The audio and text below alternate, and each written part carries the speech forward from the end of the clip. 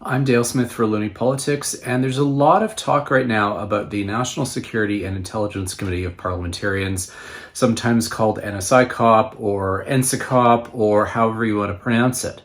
But the concerns over foreign interference are being sent to this particular committee, and the criticism is that this is a secret committee with secret evidence and they can't report what they find to the public, and that's not really true. Yes, this is a secret committee in that it is security cleared so that they can see top secret information. And while their reports do face redactions, they are all made public. And I don't know that enough people are necessarily appreciating that fact.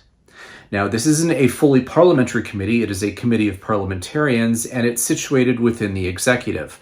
But that was more of a compromise, both in terms of getting intelligence agencies to trust these parliamentarians, because we haven't had this history in Canada up to this point, but it's also because the Parliament Hill facilities don't have secure places for a committee like this to meet.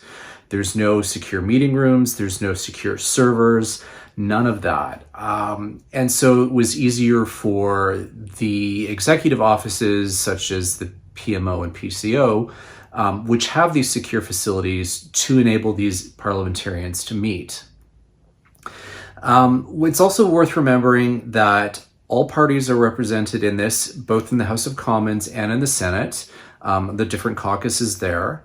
As well, they generally operate by consensus, what they want to study, what reports they want to produce, that sort of thing.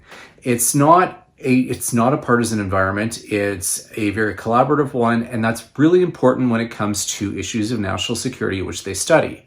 And they can look at any classified information, but they can also look at how our intelligence operations, our agencies are operating, and make reports to Parliament regarding whether their mandates are working, or whether they need legislative changes, or if they're exceeding their boundaries. These are all made public to Parliament. The details may be somewhat redacted. There is a fear that the Prime Minister is redacting these reports willy-nilly. That's also not the case.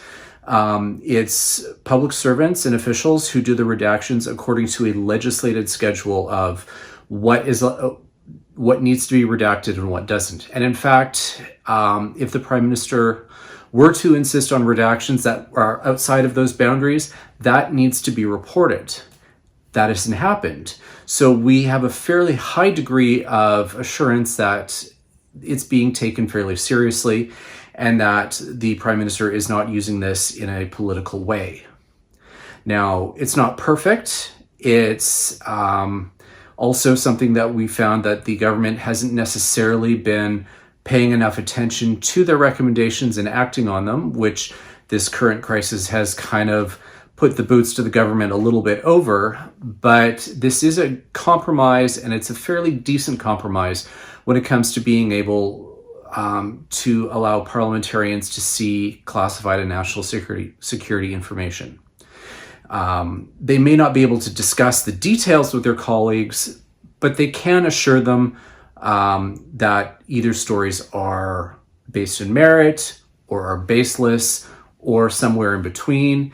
And that's an important consideration that we have, so that we can ensure that there is a level of transparency that has not existed up to this point before. And that's an important consideration when it comes to the value that this committee has, and why we shouldn't politicize it the way that it is being politicized. For Looney Politics, I'm Dale Smith.